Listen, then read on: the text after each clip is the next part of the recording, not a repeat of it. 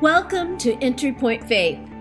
Join us each week to discover fresh meaning in the world and find faith your way. Now, here is Pastor Nancy Lafferty. It's probably safe to say that all of us grew up listening to Christmas songs, Christmas hymns sung at church, and popular songs on the radio and on records. Many of the songs that we connect to the holiday season are filled with memories of our early childhood. Everybody has a favorite Christmas carol or song, and like everything related to taste, we don't always agree. People don't tend to go Christmas caroling these days like they used to, probably because of all the digital entertainment that's available, and we don't really want to leave our houses anymore. Decades ago, people often gathered in groups and went door to door in certain areas of neighborhoods and sang Christmas carols at random people's homes in an effort to spread holiday cheer. I find it interesting that an effort has been made to revive this classic tradition of Christmas caroling with a National Go Caroling Day to be held on Tuesday, December 20th this year.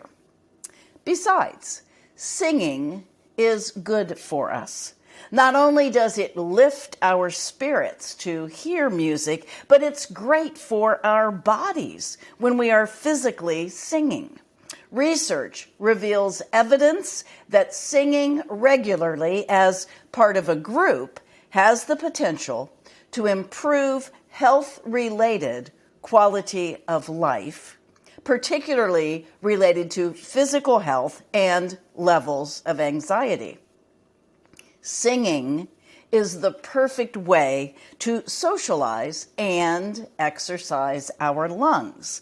And whether we sing with a group or not, singing Christmas carols is excellent exercise. The British Lung Foundation has even identified the top 5 carols for improving lung health, chosen due to their easy range and drawn-out phrases which require the extension of each breath. They also allow enough of a pause between each line to allow a full inhale. The top 5 carols that we should all be singing this season are as follows: Silent Night, Winter Wonderland, White Christmas, When a Child is Born, and Let It Snow. Like everything else about Christmas, the sacred and the secular blend together in the music of the season.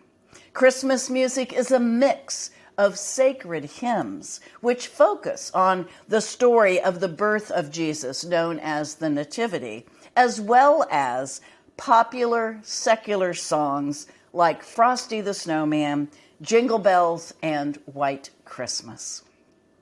Jingle Bells is one of the best known and most commonly sung American songs in the whole world. It was written by James Lord Pierpont and published in 1857 under the title The One-Horse Open Sleigh. Now, ever the researcher, I wanted to learn more about the transportation part of this song. What exactly is a sleigh, and when did people ride in them? Well, here's what I learned. People took sleigh rides back in the day when the ground was finely frozen and there was snow. People were excited when they could put away their wagons and get out the wood sleds and the sleighs. No more mud and ruts to sink in or bounce over in unsprung wagons and carriages. Just smooth white snow, the sound of the runners running silent in the freezing air. Time to go visiting under the full moon. According to one of the articles that I read, winter travelers wrapped themselves in blankets, furs, and they packed hot bricks to keep warm on rides that might take up to a day, with a stop at an inn or a friend's home to warm up midday. The jingle of the bells may have inspired the song Jingle Bells, but the sleigh bells were not just for effect. They were required by law because the sleds traveled so fast and so quietly. So without the bells hung on the harnesses of the horses, blind intersections would be incredibly dangerous. Jingle Bells was also one of the first songs to be broadcast from space in a Christmas-themed prank by Gemini 6 astronauts Tom Stafford and Wally Schirra. While they were in space on December 16th, 1965, they sent this report to Mission Control. This is Gemini 6. We have an object, looks like a satellite, going from north to south, up in a polar orbit. He's in a very low trajectory, traveling from north to south, and has a very high climbing ratio. It looks like he might be going to re-enter soon. Stand by. And then Schirra brought out a harmonica, and Stafford produced some sleigh bells, and they broadcast their rendition of Jingle Bells from space. Now, according to the Guinness Book of World Records, the song White Christmas is the best-selling Christmas song of all time. It was first aired during the Kraft Music Hall radio show on December 25th, 1941. Bing Crosby sang the song just a few weeks after the attack on Pearl Harbor. Now, the backstory of this song is rather sad as well.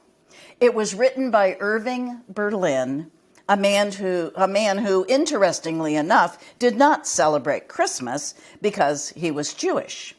Some people believe that the melancholy nature of the song was a result of Irving Berlin's sadness over the death of his infant son on Christmas Day in 1928.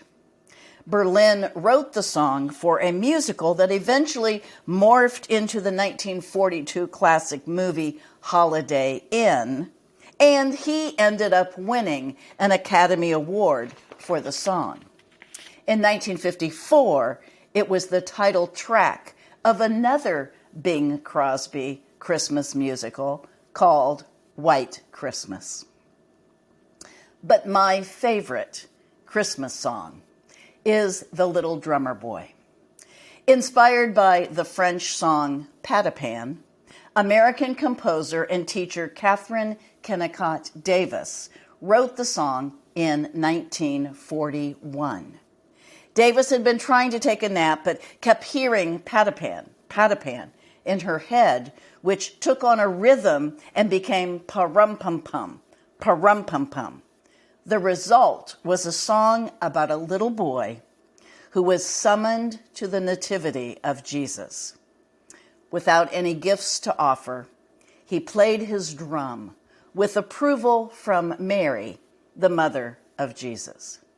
Now, let's just stop right there a second and consider the logic. Mary just got the baby to sleep, and a little boy steps up to play a drum solo for him. And she's fine with that? The song was originally called The Carol of the Drum, and it was actually recorded by the Austrian Trapp Family Singers, the group made popular in the story of The Sound of Music. Their recording, released in 1951, brought the song to prominence. Now, when I was younger, I loved this song. I liked the tune and the rhythm of the song. I liked the drumming part.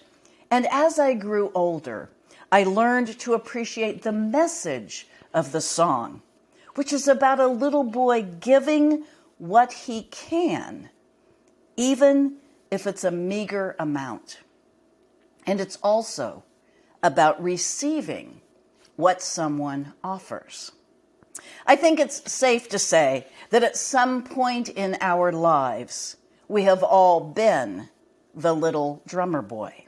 We show up at an event empty-handed. We didn't know we were supposed to bring something. We can either turn around and leave, or we can try to make do. The little drummer boy made do. He just happened to have his drum with him, so he decided to play it. But he could play it because he was talented.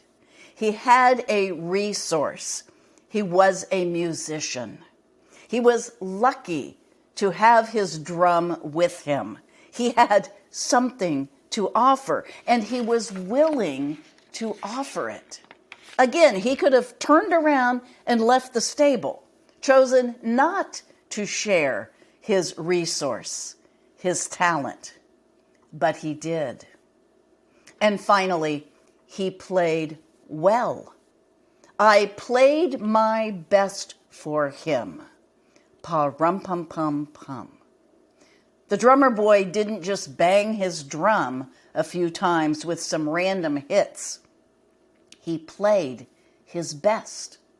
The little drummer boy had integrity. He had standards. He wanted to do well. The obvious message in this song is the lesson that many of us have been taught from a young age, that giving is better than receiving. Jesus taught that very principle and is quoted in Acts chapter 2 saying, "It is more blessed to give than to receive." The little drummer boy didn't have much, but he gave what he could. Certainly we can do that too. The boy didn't give Jesus his drum, he gave him a song. In other words, he shared his talent. We don't always have to give material gifts. We can give of ourselves, whether it be through sharing our talents, our time, or our love. But let's look at the reception of the gift of this song. Everyone in that stable, in fact, all living creatures in that stable, accepted the gift. They received it well. Mary nodded. The ox and lamb kept time. The baby smiled. It was nearly a standing ovation, something that all of us performers love. So let's emulate the response found in that stable as we receive gifts this Christmas.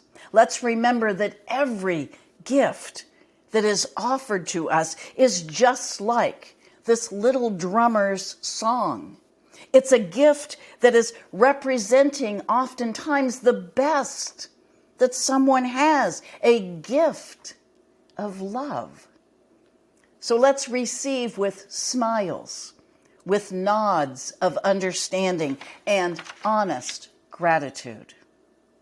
It's good to be a joyful giver, but it's equally important to be a gracious receiver. And that is the message of the little drummer boy. As our ears are filled with Christmas music these days, may our hearts be filled with love and understanding.